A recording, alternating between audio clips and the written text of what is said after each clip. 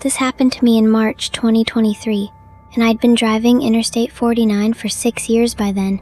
Same route, same exits, same gas stations where I'd grab coffee at 2 a.m. A weekly run delivering medical supplies from Kansas City to a small clinic outside Texarkana. The kind of drive that becomes so routine you stop really seeing it, where your hands know the wheel and your foot knows when to brake before your brain does.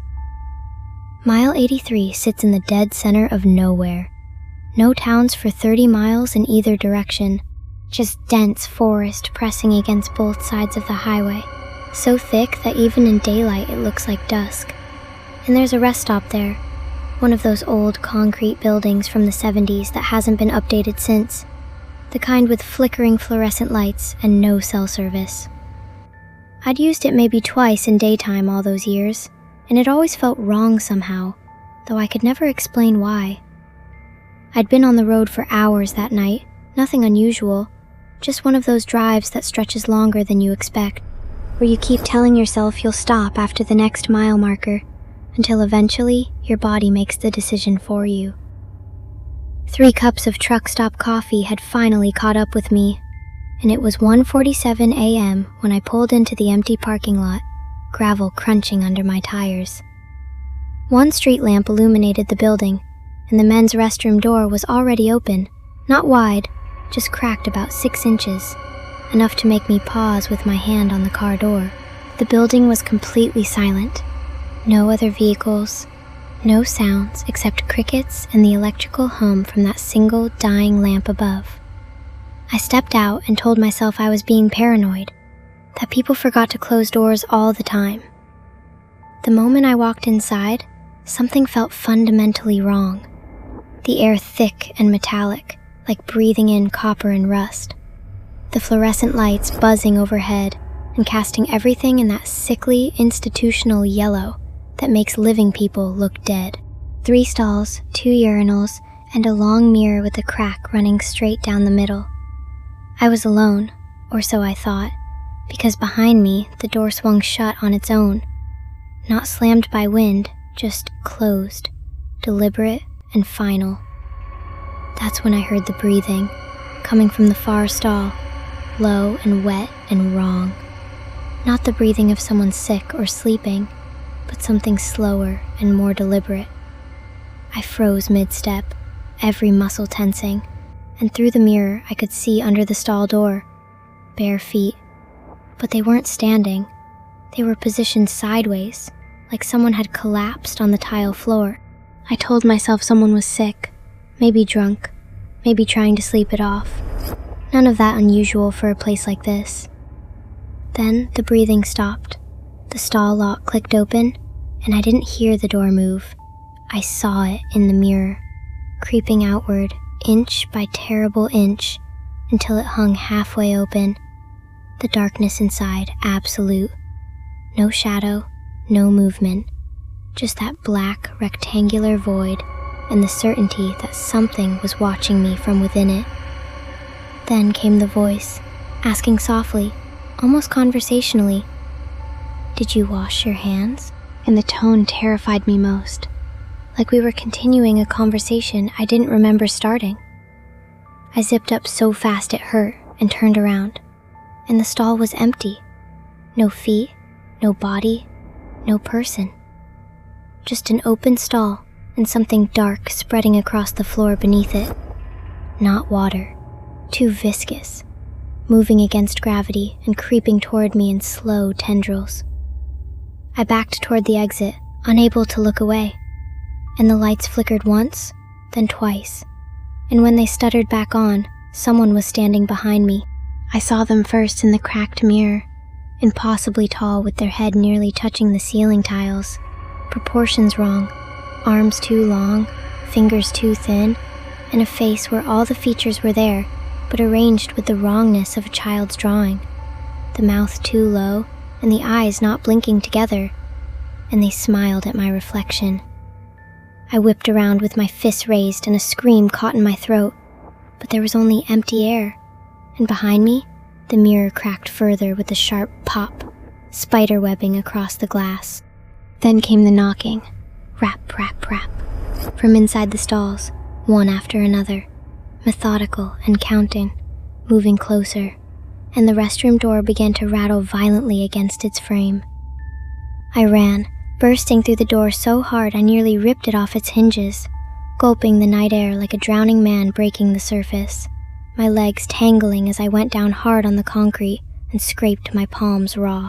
That's when I saw him, a man crumpled just outside the entrance, mid-20s maybe, eyes wide open and frozen in absolute terror, mouth stretched in a scream that had died in his throat, hands raised in front of his face with fingers clawed, but his palms, Jesus Christ, his palms had no skin at all, not cut or burned, just absent, like something had peeled it away in perfect sheets.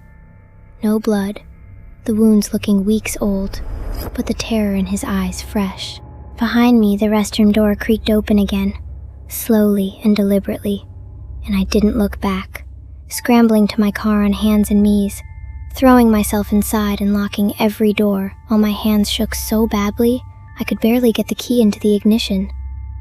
I peeled out of the parking lot doing 60, gravel spraying and tires screaming, and in my rearview mirror the building shrank into darkness, but that single street lamp stayed visible for miles, a tiny point of sickly yellow light, and in that glow someone stood in the doorway, tall, impossibly tall, watching. I drove until sunrise without stopping and called 911 from a gas station 100 miles away. My voice shaking so badly, the operator could barely understand me as I told her everything. The body, the thing in the mirror, the voice asking about my hands. 3 days later, I saw it on the news, police raiding the rest stop at mile 83 after my call. But there was no trafficking ring, no criminal operation, and no living suspects.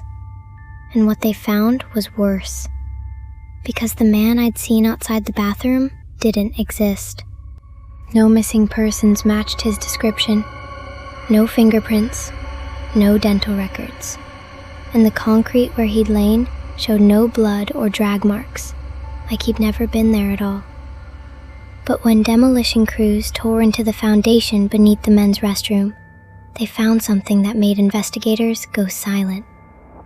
Dozens, maybe hundreds of handprints pressed deep into the concrete, overlapping and layered like desperate prayers frozen in stone. Some small like children's hands, and others impossibly large, with fingers stretched too long. Every single print missing its palm, as if the center had been burned away or peeled off before the concrete ever set. And every print faced the same direction, toward where the mirror had been. The findings were sealed, and the story disappeared within 24 hours, with official reports listing structural failure as the reason for demolition. But I know what I saw, and I know what's been happening since. Because 2 weeks after I made that call, I was washing my hands at home getting ready for bed, when the bathroom mirror fogged over. Not from steam, because the water wasn't even hot. And in the condensation, letters formed slowly and deliberately asking, "Did you wash your hands?" And my blood turned to ice as the knocking started again. Rap, rap, rap, from behind the glass.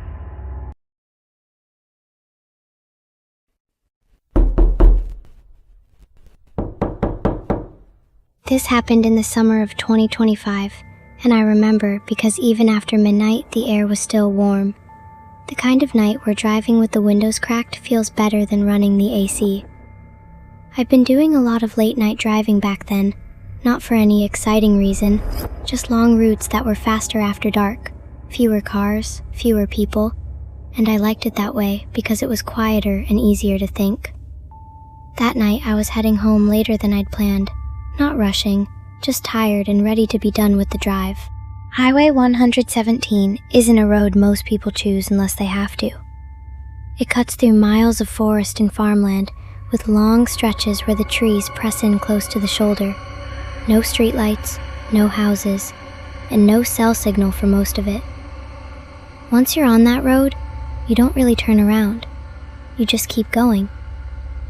It was around 1:40 in the morning when my headlights caught something lying in the road ahead, and at first, I didn't slow down because I assumed it was roadkill, a deer maybe, since you see enough of that out there. But as I got closer, my headlights picked up something else, a darker patch around the body, and that's what made my stomach drop, because it looked like blood. I eased off the gas, thinking that if someone had been hit out here, they might still be alive, and on Highway 117, that meant no one else was coming for a long time. I slowed to a stop a few yards away and just sat there for a second with my hands tight on the wheel. And that's when the shape moved. Not suddenly or violently, just shifted like someone adjusting their position. And I knew then it wasn't an animal. It was a man. I put the car in park and stepped out, and the moment I shut the door, the silence hit me. No insects, no wind, just the low idle of my engine behind me. Up close, the dark patch around him really did look like blood pooled beneath his head and smeared slightly like he'd been dragged or rolled. I called out, asking if he was okay, but he didn't respond. He wasn't dressed for the night, no jacket, just a thin shirt and jeans, his arms bent awkwardly beneath him and one leg turned outward at a strange angle. And it didn't look like he'd fallen. It looked arranged. I knelt beside him and reached toward his shoulder, and before I could touch him, he rolled over. His eyes were already open, wide and unblinking, locking onto mine immediately, and his mouth was pulled into a tight smile that didn't belong on someone lying in the middle of the road. I jerked back, and that's when I saw it clearly. There was no wound, no cut, no gash, and no blood on his head, face, or clothes. And the dark patch on the road wasn't coming from him. I asked if he was hurt, and he didn't answer right away, just kept staring at me until he finally said, very calmly, "You stopped."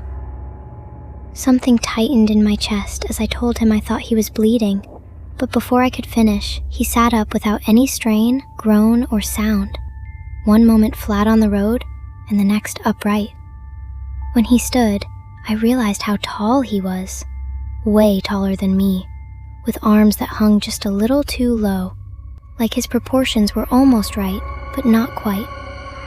And that's when the thought hit me that this was a setup. Right then, there was a sudden noise from the trees at the edge of the road, someone stumbling, branches snapping, a body hitting the ground hard like someone had been hiding there and lost their footing, and the man's smile widened, which was all the confirmation I needed.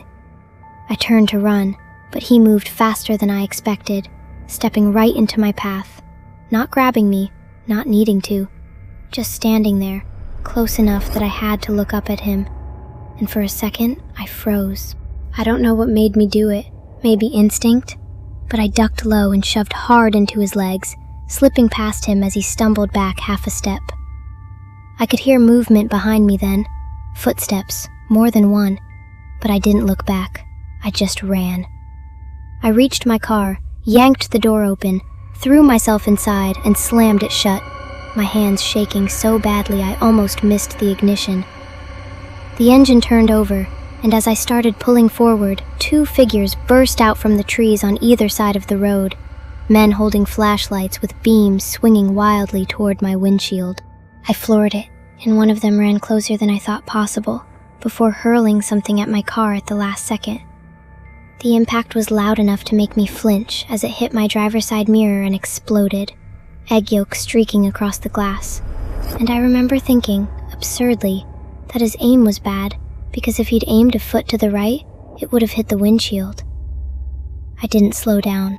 I drove for 52 miles straight, and I know the exact distance because my navigation screen was still glowing on the dashboard the whole time, while I kept checking my rearview mirror, half expecting to see headlights following me.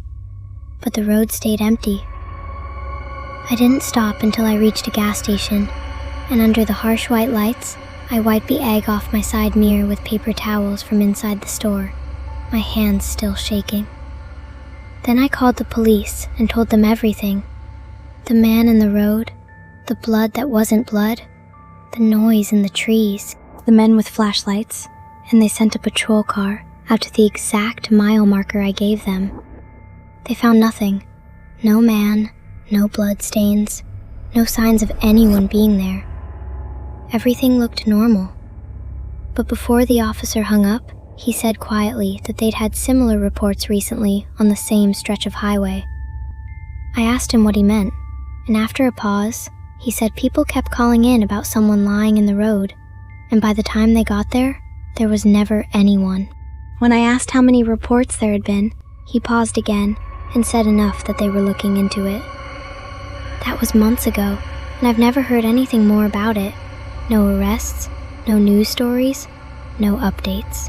Just silence. I still drive Highway 117 sometimes, but never at night. And if I ever see something lying in the road again, I won't slow down. Because I learned something that night. Some traps don't chase you. They don't force you. They just wait. And they rely on the one thing most people can't ignore: the instinct to help.